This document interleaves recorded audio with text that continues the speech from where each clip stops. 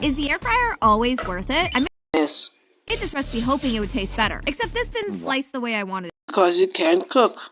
it to. So I guess just sticking to a knife and Never again! determination. Usually when I bake these in the oven, they turn out flimsy and they're hard to flip. So I figured the air fryer would make the perfect crunch for this recipe. It is called a fryer for a reason.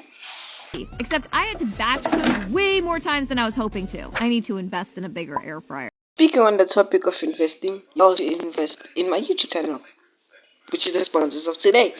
Have you ever thought to yourself, damn, it's boring today. There's nothing I can do. I can't go outside. It's just boring.